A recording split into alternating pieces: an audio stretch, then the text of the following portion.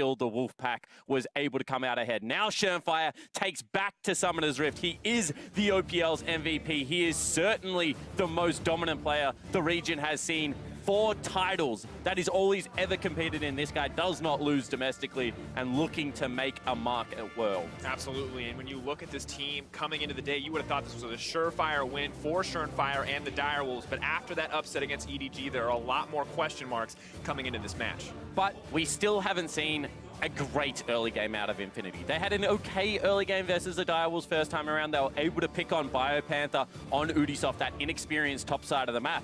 However, I don't think if they fall behind that the Direwolves will allow the same ways back into the game, and it's mainly around the top lane. Ray played Fiora, a pretty crappy team fighter. BioPanther, not going to do it. He's going to play Ornn, he's going to play Sion, he's going to play Mondo. All great team fighters in the current meta. Now we have to see where the priority remains, though. Aatrox is still up and available. InFinity getting their pick of the litter when it comes to top-tier top laners. Urgot locked in. I don't think BioPanther's the kind of guy to respond with Aatrox. He is, actually. He is? He was the first pro player to ever play Aatrox after the rework, I think, because Rift Rivals was legitimately the next day, and he played it immediately at that competition. He was also the first person to ever lose on Aatrox, because he did not pick up the W in that victory, in that game. However, certainly something that he has practiced on. Practiced indeed, but is this how we like to see the Direwolves play? Putting a little bit more carry priority on the top side of the map? Not necessarily. I mean, they did have one game against the Chiefs Esports Club where they did play 1-3-1 quite heavily in the OPL final, and they were able to pick up that victory. However, I think that InFinity is a little bit of a different beast in that regard, and I do think that this will expose an inexperienced part of the map, and I want to see now whether they continue that pressure and try and get a good jungler for Solid Snake, because if he can once again replicate the early game feats that he found the first time these guys played, then, you know, they can put some big pressure on Bio. Now seeing how they round out this first ban phase, securing themselves a solid bottom side of the map, Brahmin to the Tahm Kench, the Kai'Sa, of course, a power pick in this tournament thus far in the hands of Renyu. I think no surprises from what we've seen thus far. Yeah, absolutely, and I think that Braum is a great pick into it. I was going to say Varus is probably the natural team fighting carry to come out here. They do need to be able to get something back in their favor, and I think now you start hitting potentially Solid Snake's champion pool, because we do know that Triple is a fantastic performing member of the Direwolves internationally, and we also know that Shern potentially will play a little bit of different carries. You know, he will like to go towards, you know, the Nocturnes, the Xin Zhaos, and things like that, but he also has a Hecarim that he plays, a little bit of a pocket pick, so I think there is a little bit of variety in Shern's champion pool. For now, though, giving a lot of respect over to Kotapaco after his performance against EDG, taking the Aurelia off the board, saying no more flashy team fights for you. The Xin as well, targeted most likely at Schernfire. You have to respect it, because he is kind of terrifying when he gets ahead in those early game moments. Yeah, and Shern's kind of your 1v1, 2v2, 3v3 jungle, and then he relies heavily on Triple and King in team fights to be able to make it happen. So I think that getting rid of the early game skirmishes does set you up for good success.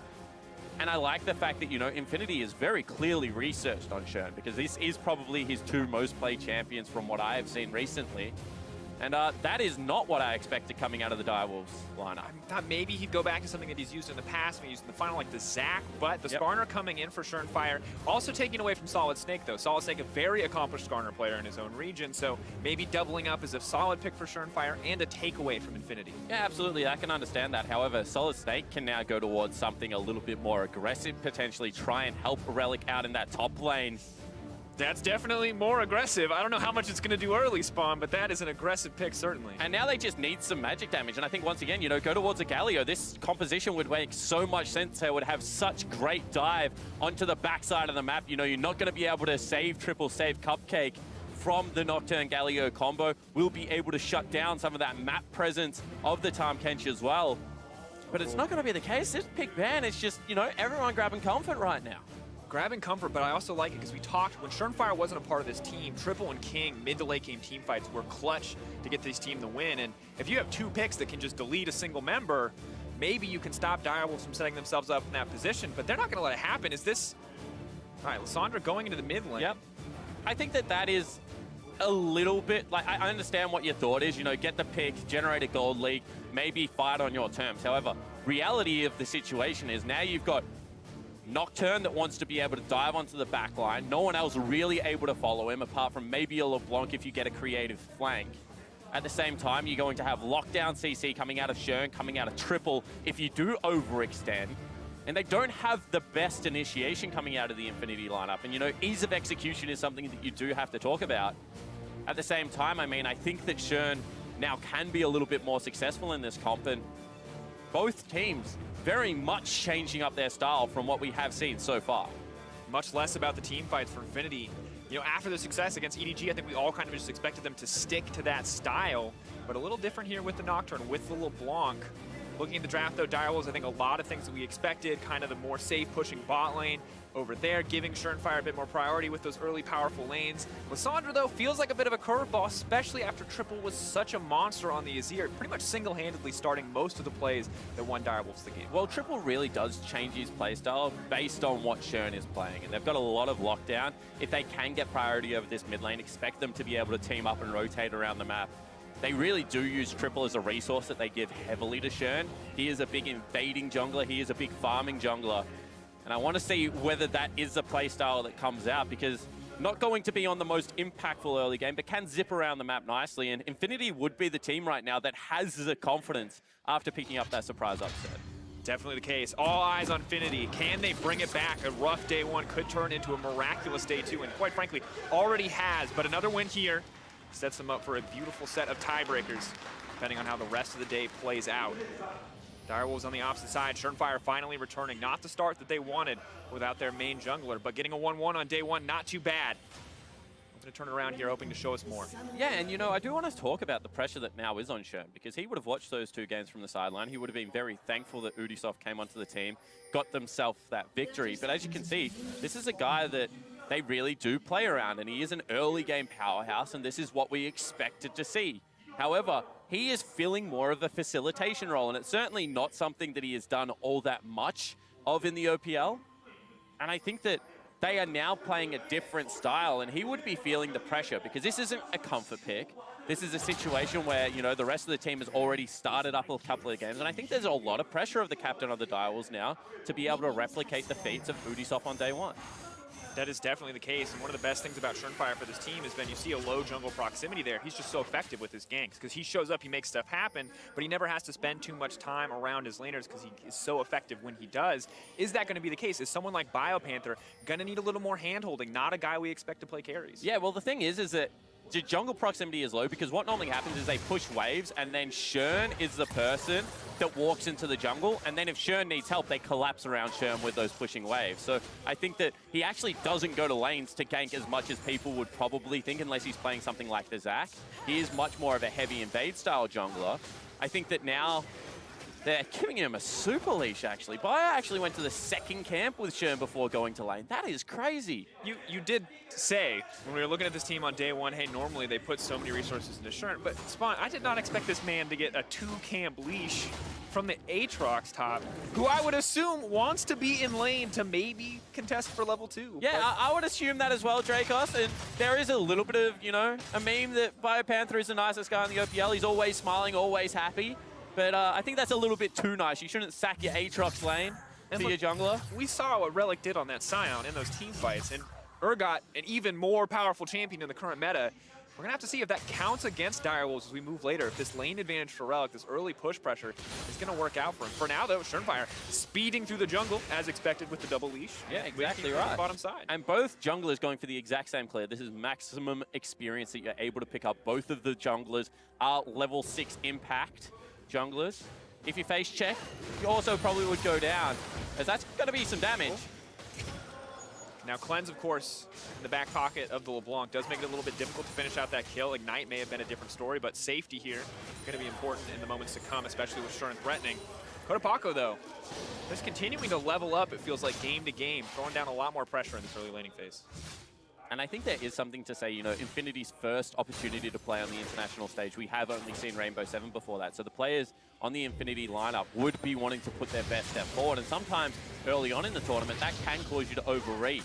You know, the nerves would also have impacted them, and potentially rallying behind Arce, one of the most experienced members of the team, getting them a little bit more confident, saying, you know what, guys, if we just play our style, our game, we are able to take it, because, you know, if you're in the same region as Rainbow 7, a team that Direwolves have played against in the past and actually lost to historically in the past, then you would expect something great to come out of this region. And InFinity didn't show it day one, but an upset against a major region certainly would start to breathe some hope into the lineup. Now the question becomes, where does everybody go here in the early to mid game? Level 6, as you mentioned, both for the junglers, for the mid laners, top laners as well. So it's going to be a huge action point across the map. Ultimates are key for both these compositions. And we talked about Shermfire. Normally, I feel like he does so much in the early game for this team. Yep. This time it seems like he's really content just to farm up, and it is a bit surprising. Yeah, it certainly is, and I think what they're going to look to do now is get some good vision on top side of mid for Triple, you know, allow Shern to be there for some counter ganks, but if it's not going to be any action around that lane, they'll float up the pressure of Triple, of Shern, into the top side of the map and try and get BioPanther rolling. When you've got so much CC coming out of that top side, you know, probably a guaranteed kill if you're able to get up there. Is now some action down bottom. A lot of patience there on the Devour from Cupcake. Like the way he played that one. Was ready for the 4th stack to try to dock that one out. Did not need to use it, so it didn't cool down, of course, incredibly long. Does leave you quite vulnerable. And King, kind of as expected on this Varus pick, putting down a lot of lane pressure, making sure that Kai'Sa and that Braum cannot get a lot done. And just highlighting Cupcake for a moment, he is one of the newer players. Wasn't at Worlds last year with the team, actually came from Legacy Esports. Historically has bought no wards. He is someone that, you know, has just used all of his gold on items. They were actually, I think, something like 40 gold shy of what InFinity purchased in the first game these two teams played against each other. Direwolves investing heavily into the items and kind of, you know, not really picking up as many control wards. And I want to track whether that becomes a factor if the game is neutral, because the Direwolves have been known to take some silly fights. And I think that the thing that impressed me against InFinity is, whilst they had a better composition for it, being able to out-team fight EDG, you know, with their starting jungler in, is certainly important. And once again, they've got a comp that is difficult to execute, but does pack a punch in this mid to late game and should be feeling confident. Now, I think there are a lot of risks that they can take, but you highlighted it, and I just want to point it out again. InFinity really turning around what could have been a lost game. 7.4K gold deficit at the worst moments in those games, turning it around with 2 team fights. Kodapako turning the gank around with some fancy footwork. Triple may just be caught out here. Nocturne now coming in. Self-ulti is going to be forced out, trying to buy a bit more time as Kodapako makes it out to safety. Can they turn this one? First blood with the flash forward from Triple. Fired back on the opposite side for InFinity, but well played to turn the situation around. Yeah, it certainly was, and Triple just trusting himself, going for the outplay there, able to get the first blood, pick that up, and also the fact that it went to the mid laner versus the jungle. Triple now will be able to control that side of Summoner's Rift. Big is the fact that Kodapako didn't use either Summoner spell, just kind of sat on those for that gank, so potentially could be a repeat with the Nocturne ultimate coming in. But as we take a look at this one, I mean, it starts off nearly ideal for the InFinity lineup because Direwolves get split up as they go opposite ways around this wall. And as you can see, Solid Snake coming in, you think potentially if they commit onto one of the members, they can go for it. But one of the additions to Lissandra's ultimate when she was slightly reworked was the fact that it now starts healing you. And able to pick up a lot of that in that situation. And enough to keep Triple alive, but kind of as predicted, no Summoners burn, so we're going to see more focus here in the mid lane against Triple, and it makes sense. When you see that Azir game, Azir champion, we usually expect to wait a few items before it comes online, but Triple was making plays throughout the course of the game. Now, however, it looks like he's just going to die. Solid Snake pushes the R button, Kodapako pushes his 2. And without a Zhonya's, without a stopwatch, without an ulti, Triple just goes down. Yeah, and that's disappointing from Shern. He should have known that that gank was coming and should have been there to defend his mid laner. You can see that the setup was just perfect. They didn't have any vision on the top side. Rift Scuttler plus the control ward already going down on that side of the map. And Triple was a sitting duck, as you mentioned, with no tools to be able to escape it. So once again, got to applaud InFinity. They've got the early game lead. See now whether they can make this scrappy teamfight comp work with it. And can they turn it into a more? That's always the big question. This is not a team that traditionally snowballs really hard off these early kills, but if they can do that against the Direwolves, Direwolves might not get much of a chance. The Nocturne and the LeBlanc, 2 really terrifying champions when it comes to picking a team apart. Well, that's what it's going to come down to is, can they attack the side lanes with the Nocturne, with the LeBlanc, and how successfully can it happen? So I would almost expect that if they can't look to break a turret, and if bottom lane keeps going this poorly, that they try and open up the map. Now, obviously, against the Tahm Kench, that is difficult, but they don't want to be stuck in a protracted laning phase. You know, where Shern's just continuing to farm up the jungler, where Triple can get towards that Zhonya's Hourglass as his second item, and they will have more tools available for the Direwolves lineup. So do need to track the fact that, you know, King and Cupcake starting to build up that CS lead. And that's good. It keeps the gold pretty close to even. Only 400 in favor of InFinity despite the kill advantage. First blood, a little bit of CS, keeping Direwolves in the game at least for now. Things really do just even up here, actually. Blue buff handed off to Kotopaco, though. I think we can expect to continue to have him start to push in this lane, but Triple still playing with a lot of confidence, not going for the Aftershock, not the tanky Lissandra, more about the Electrocute and actually winning out in some of these trades. Yeah, and if he did go for Aftershock, probably would have lacked a little bit of damage in these team fights, would have been relying heavily on King. As we mentioned, BioPanther not really known to be a threat. Relic seems very comfortable in this laning phase, and Bio actually going incredibly defensive, so see how that one works out.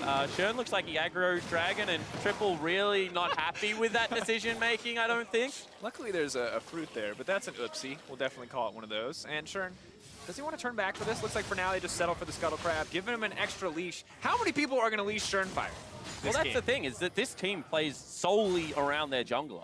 And that's why it was a massive deal when he was suspended for the first 2 games of Worlds, because it's not like, you know, a little bit of their game plan revolves around this guy. They really only do fight when he comes to their lanes. As I said, he's a heavy invade style jungle. I think they have thrown a curveball here because he is not really on that style of jungle for this game.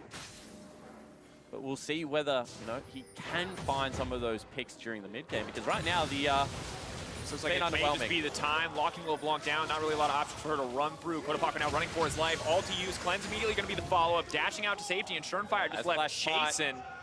Not going to get anything, but here comes the Nocturne to try and turn and burn right immediately onto the Lissandra. Not quite enough damage, pulled back. The Fear still going to connect. One more auto. Solid Snake gets it. Shernfire's in no man's land. The flash forward. That's the double for InFinity. But the immediate follow back from King. Oh, the kill out of nowhere. Direwolves collapse on the InFinity lineup. Kotopaco, though, still going to make it out to safety. Going to be able to chase him down in the jungle. Yeah, don't even go for it. Instead, they just preserve the time, get Bio back into the top lane. But that was a disaster out of Shern. He actually just dragged a jungler back on top of his mid laner. Probably cost Triple his life. But as I mentioned, you know, when he calls, the rest of the Wolfpack answers. This starts off and it looks fantastic. You know, Triple goes forward, baits out the full combo. Kotopaco, nothing else left available in his kit. I think there should have been a flash right there from Shern. Got caught on a creep. Didn't want to burn the Summoner spells, had the Chilling Smite available as well. And just a turnaround gank potential as you keep highlighting. And this is what I'm talking about. Shern kind of pulls him closer to Triple, gives him 2 free auto attacks as opposed to spacing that one out. Just something small. Completes the Fear Tether, and luckily King is here, Cupcake is here to respond in this Acer Predator replay, but sadly, BioPanther can't keep that going and take out the LeBlanc. So at the end of the day, InFinity not at all hesitating to make these plays happen and turn some of the plays that Direwolves have started. And that's what we need to say, you know, the no hesitation, the ability to be able to just play on that edge of risk versus reward, because we've already seen once that Direwolves, if the game slows down, if it goes to team fights, look to be the more coordinated team in that situation. However, if InFinity can get under their skin, especially someone like Shernfire, he's an emotional player, prone heavily to tilt, even in domestic games. As we already mentioned, I think there's a lot of pressure on him, and he's losing out in this jungle matchup. Solid Snake having a very impressive early game. Now a little bit of aggression on the bottom side. Kai'Sa going to look to go in for a little bit more, forcing out the Devour from Tom Kench. Can't stop himself from getting stunned, however. Trying to buy a bit more time for King to run out of this one, but the Braum is doing so much damage. That's the Kai'Sa ulti being used up. King is going to fall, and now their eyes are set on Cupcake. May just make it out to safety. Not going to push for the dive, but InFinity with the 2v2 kill. And this is what happens when you use summoner spells in the mid lane to try and take down an opponent. All of a sudden, King pushing up in that lane, trying to continue the aggression with his completed balk, but not able to get it done. That actually might result in a mid lane turret. You can see Ping's on the way. The rest of the team wants to get in on the action. Shernfire ready to fight for this one. Relic is here. Both top laners are here. Just going to be 60-70% of the tower's health, though. Not quite enough priority, but it does mean that bot lane is free to hit onto that tower. Now, Cupcake coming in, the TP coming in. Direwolves going to look for the turn. Haven't quite found anything yet, though. Renyu's still completely untouched on the backside. Now the Nocturne comes out. They can't see the Kai'Sa. She's weaving in and out of the fight. It's effortless. Lissandra ulti is not followed up whatsoever. And here comes death and destruction for the Direwolves. Shernfire turning as much as he can. That's 2 kills. Getting traded back and forth. But at the end of the day, the 3 for 2 in favor of the InFinity lineup. And that was such an impressive ultimate. Now Relic once more. One more. Gonna bring him back. Fear beyond death. And There's not another name for Tilted after that one. Direwolves have to pull it together after a play like that. And InFinity are just rolling at the moment, going to be able to translate it into a turret as well, and the Direwolves looked rocked. Absolutely no response coming out of them there. Every single play they look to make, Dracos, is just turned on them, and this is getting ugly very quickly. And InFinity, they're just leveling up in every single game we see them. Have to look at this one more time. I feel like the thought process is good here from the Direwolves. Yeah, it certainly is. I mean, they think they overextended mid lane. We have the global comp. Let's beat them around the map. But Arce just blocks out all of the damage, and they hold the ultimate until the rest of the team is ready to get into range. As soon as Kotopako is here, you see the two-pronged attack flies in. On the backline, Renyu, just superstar 80 carry, puts on the dancing shoes. What a play out of the rookie. And just the ability to continue the fight, you know, the confidence to flash for a kill. You really have to admire the gusto that is coming out of the lineup at the moment.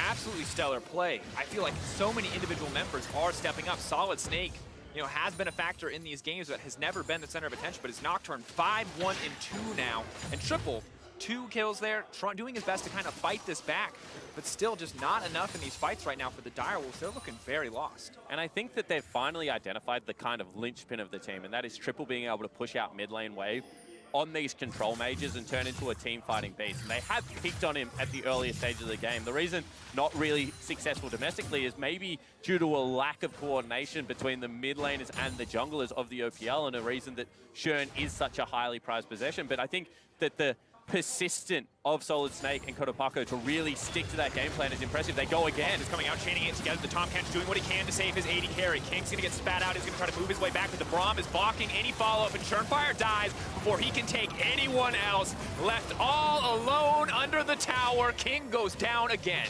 And one more time, they make the play. They get everything out of the Direwolves, and there is no response. They're also moving in on mid lane, and you can just see right now, Shern has no answers for what Solid Snake is doing. Anywhere this Nocturne goes, Direwolf members die.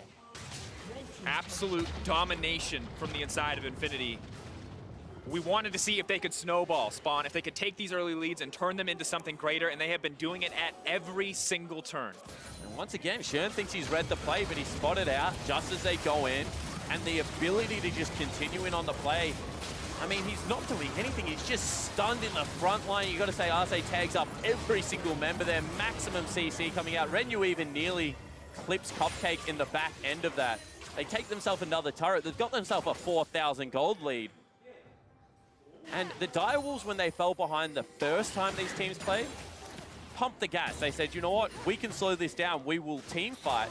But that's just not in Shern's wheelhouse. You know, that must have been a call coming from someone else on the team.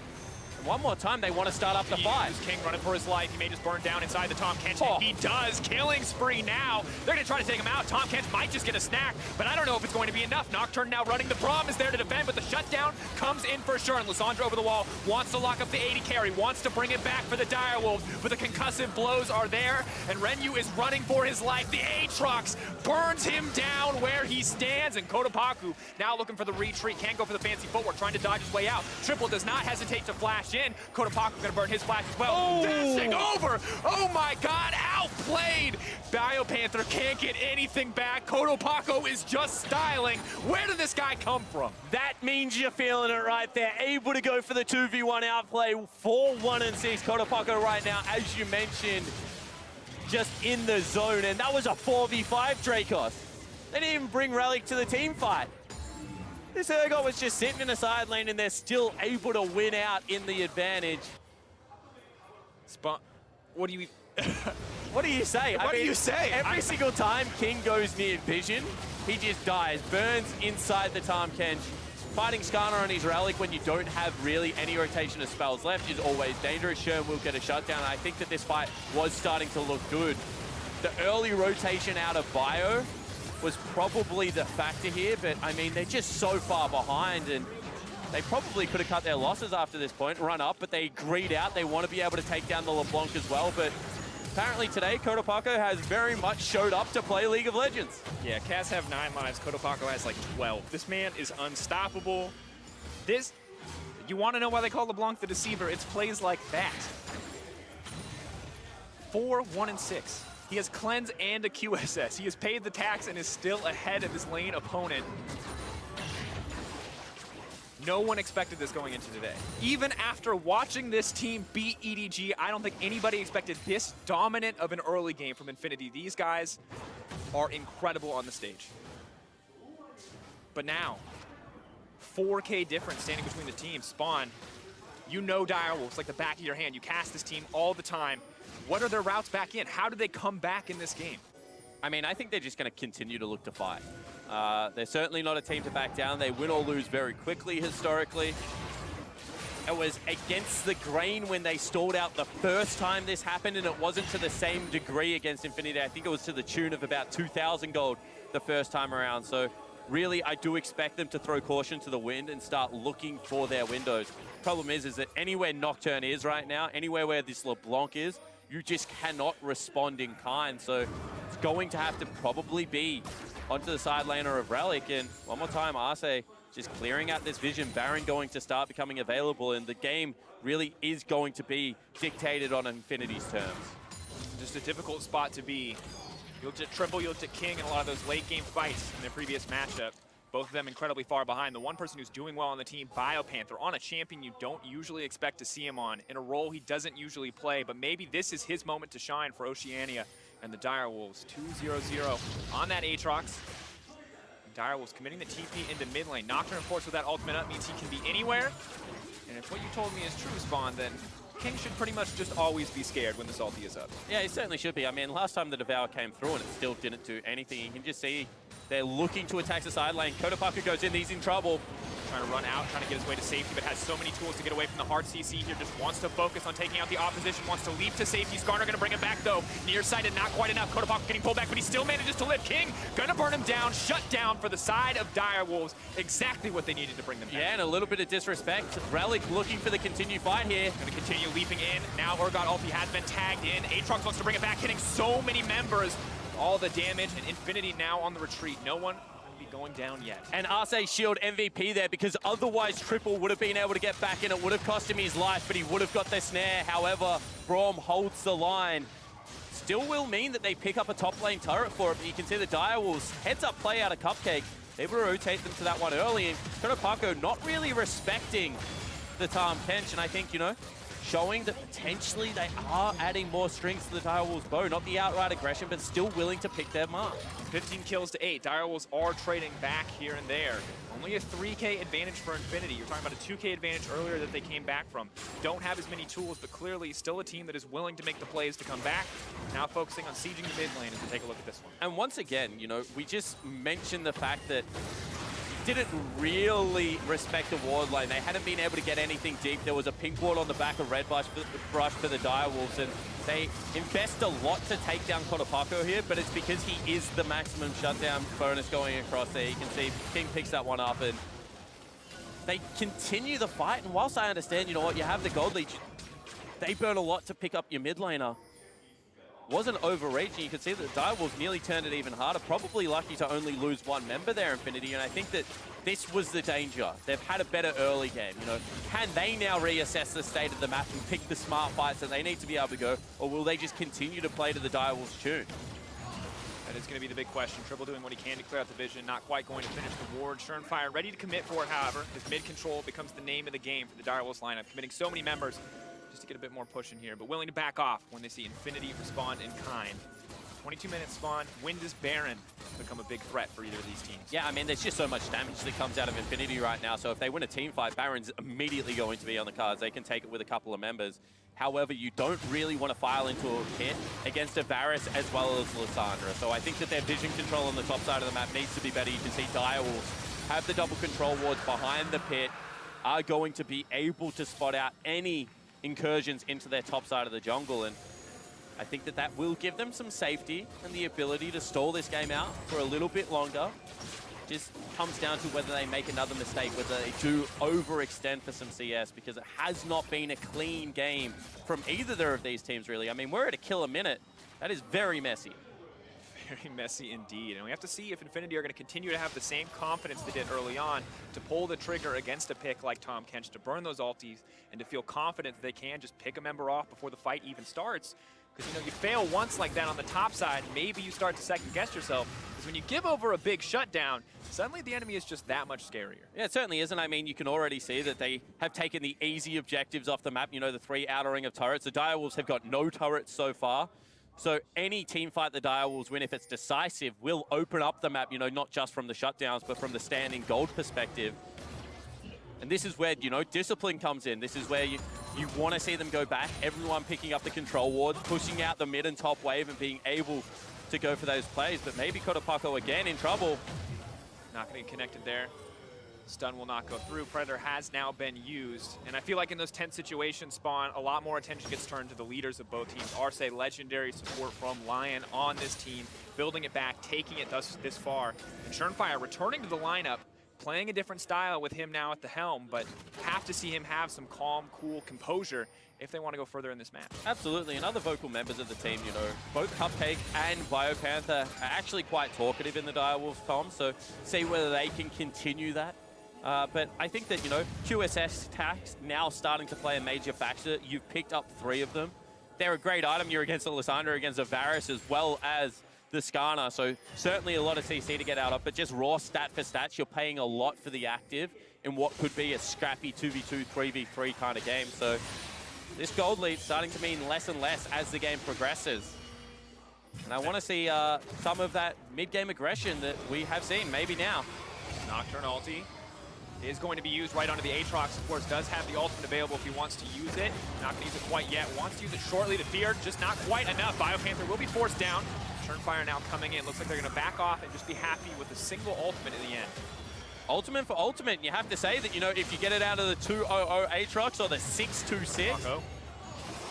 Sandra now looking for the follow-up on a little Blanc. Is it going to go through with it? I would rather get out the Nocturne ultimate, because now all of a sudden the map pressure not as much. They go forward one more time.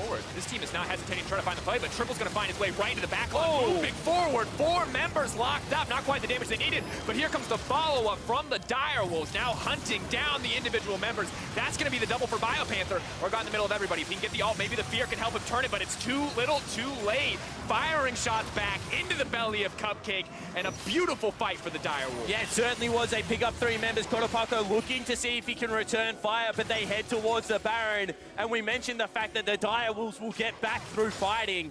I really think that InFinity just played their game for too long, and Direwolves make them pay. And BioPanther showing up this game, 4-0-0. The guy stuck on the dog champs, no more tanks for him. The Aatrox here coming in clutch in these fights. Kotopako now getting lacked up.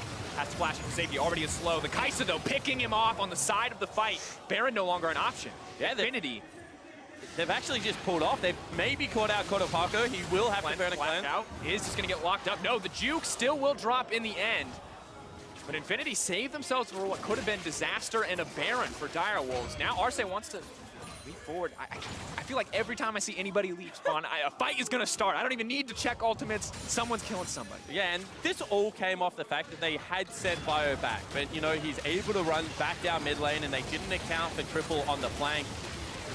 Jack covered it terrifically. This isn't an aftershock Lysandra, but that's 2.5 seconds. This is another 2.5 seconds, and no one has moved past Triple, which means that the rest of the Direwolves lineup are just free firing.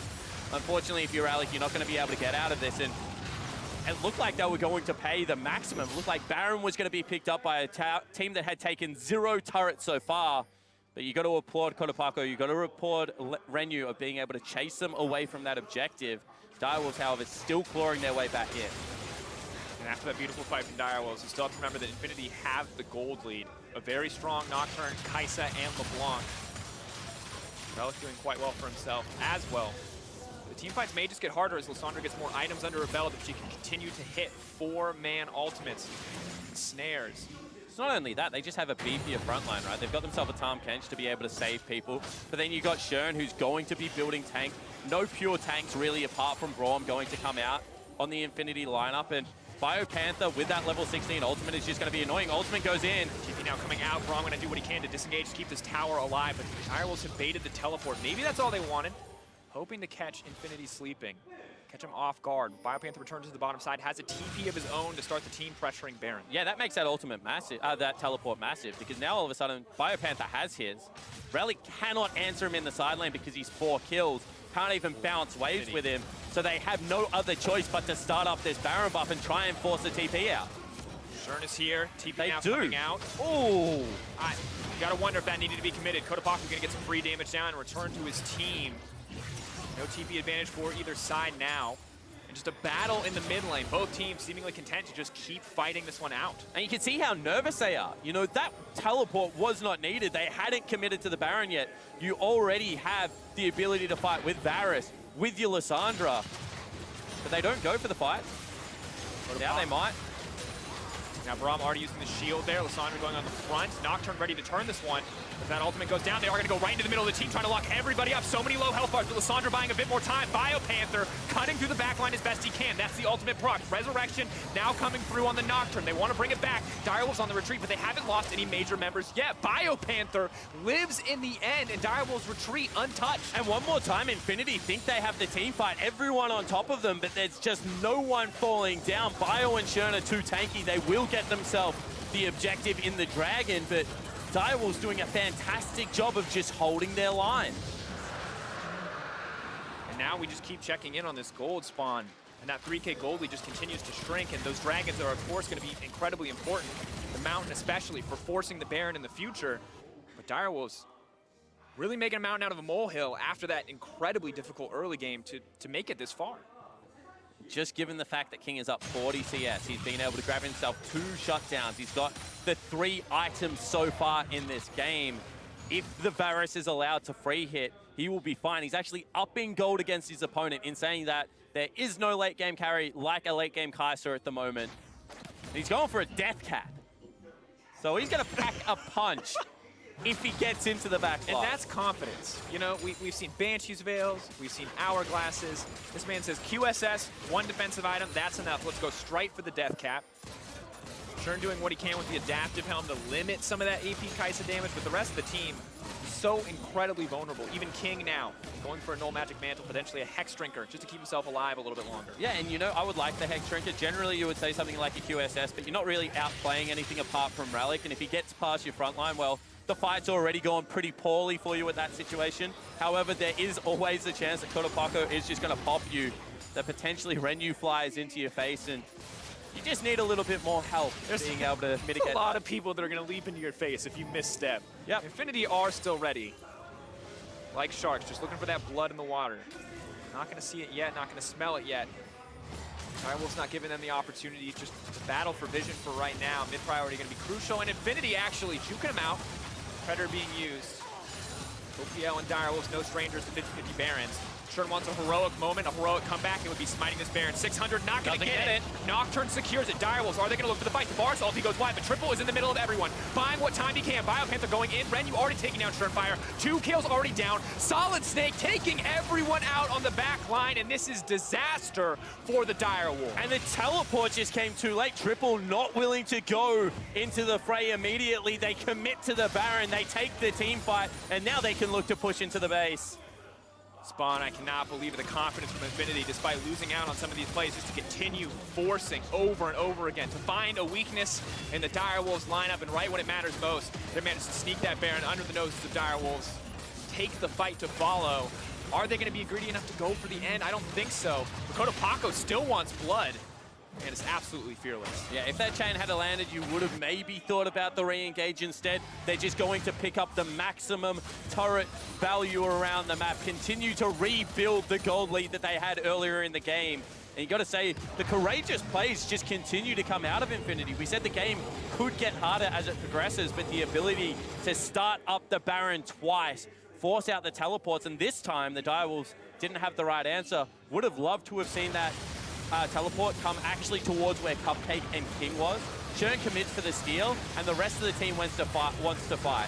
And if you're in a situation where your jungler is going for a steal, everyone else is fighting, there is a miscommunication because you cannot do both at once. InFinity pick up the maximum, punish them on both accounts, and now in command of this game. And Direwolves caught in that situation without a control ward, no vision into the pit, so it was Schernfire guessing when to go in blind. Oh. That is a big bar of damage coming out of Renyu. In fact, he did more damage than the entire Direwolves lineup. So that's good. That's pretty terrifying. They may want to kill that guy. Sadly, he does have a QSS and a Braum to protect him. And a Death Cap. Gotta remember the big shield that comes out. And an Hourglass, or rather the stopwatch. So, oh, Direwolves, this is the moment of truth. Can they defend this inhibitor? For now, using the Aatrox, using Lissandra to clear the waves as safely as they can. Cupcake, just having a snack. Yeah, dangerous, however, to use the Devour on a creep at this stage of the game. You can see that InFinity read that walk up, a little bit more turret damage coming down. Not to mention the fact that they've got Kotopaku with a flash, with a cleanse, escorting super creeps with a Baron buff into the mid wave. So if no one answers him, he will just end the game. But if Biopanther leaves, they may just go straight for the fight. Nocturne ulti up and available. Will they use it here? Kotopaku just trying to find a flank, trying to find an avenue to go in. Going down a little bit of poke onto Triple. Triple, I think pretty obviously looking for a flank here. InFinity are going to know that this is coming, and they're just moving down into it. Triple. Ulti now already forced out. Nocturne ulti going to be used. They're going to immediately go in on a Triple, try to lock him up. He's going to make it over the wall, but right into no man's land. Not a lot of doubt left in this team fight. InFinity just clearing through the Direwolves lineup. Schernfire running for his life. Braum blocking everything that Direwolves fire back as the double kill does manage to go through. Varus takes down the Braum. The fight just continues, though. Renyu untouched is just having a field day in this fight, though, as they clear through the Quadra. Are they going to give it to him? That's the Penta coming through for the Kaisa. And you wonder why they compare the young man to White Lotus, able to style on the Wolfpack and guarantee his team the victory. 0-2 start, 2-0 finish. Beautiful from InFinity.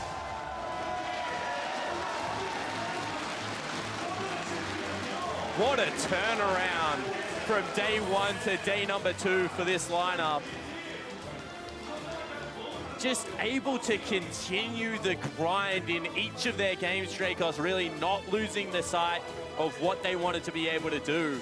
And you really have to admire this team. The bounce back now means that unless there's a 3-way tie, they are progressing.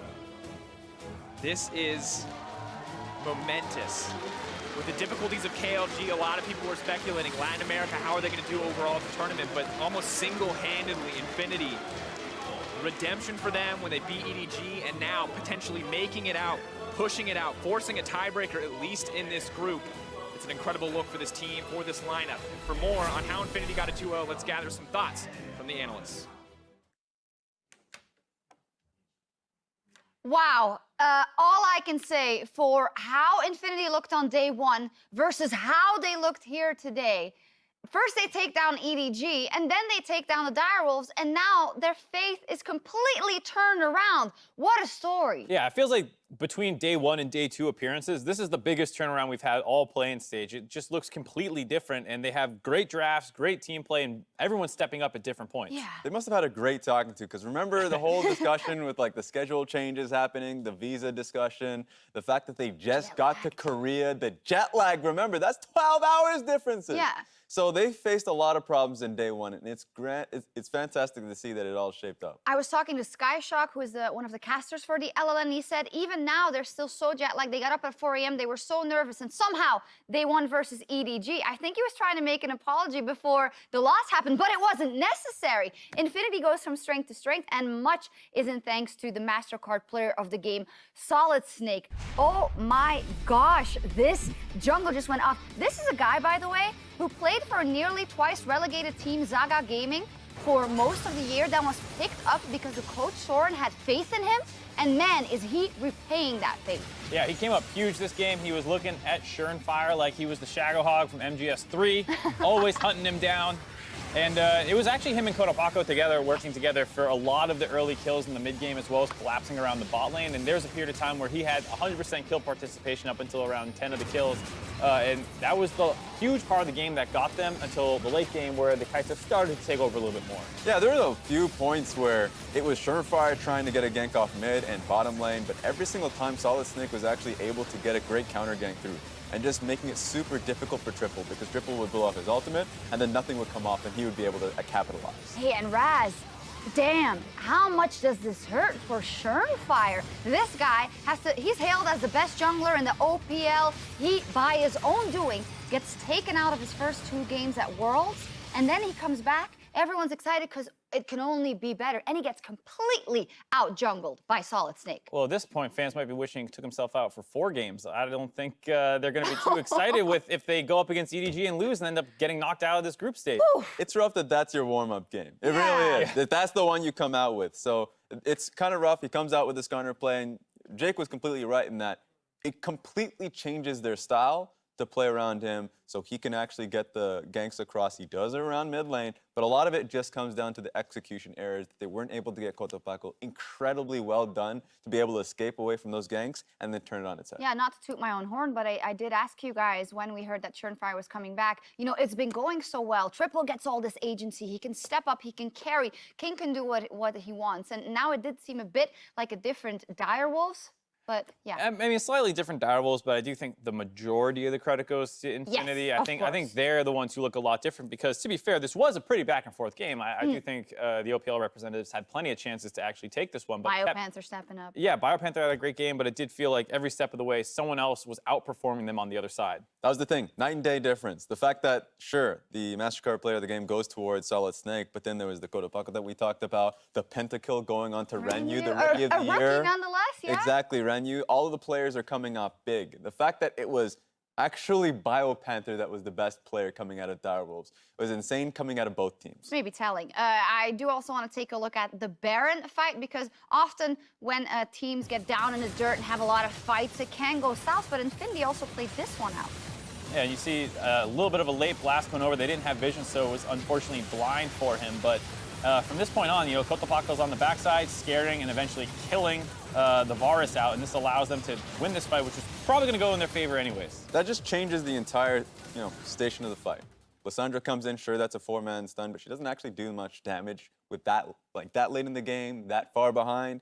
And Solid Snake immediately just realizes this, take down the Varus. That was actually a really difficult game for King that was constantly getting picked off. Yeah, absolutely. A difficult game. And, once again, credit to InFinity's individual talent, which we knew was there. But the fact that they're able to play together now too, Raz, because from the beginning you said individually Cotopaxi is a great player. Solid Snake can make things happen. But, it all has to click on the world stage. Yeah, and they really shook it off. Just from one day to the next, the fact that they were still very confident in their own play, starting off with EDD 2. When we had a discussion about this, going into this, they were like, well, this is the game that tilts them off the face of the earth, right? If they want to have a comeback, maybe it starts with Direwolves, but the fact that they have to start off with the best team in the group, major upset and riding that momentum through, that's how you want to do it. And the only way this day can get any better with all the other upsets going on is if Direwolf wins as well, we get the 3-way tie in Group A that we said was supposed to be the most decided group coming into the day. Ever. So Direwolves have to win, or the LLN with InFinity Gaming go through to the next round. Crazy stuff, and maybe more crazy stuff right after this, as coming up next, G2, they have the opportunity to force a tiebreaker for the #1 seed going into knockouts. Let's see if they can deliver the win versus Ascension, or if Ascension plays spoiler.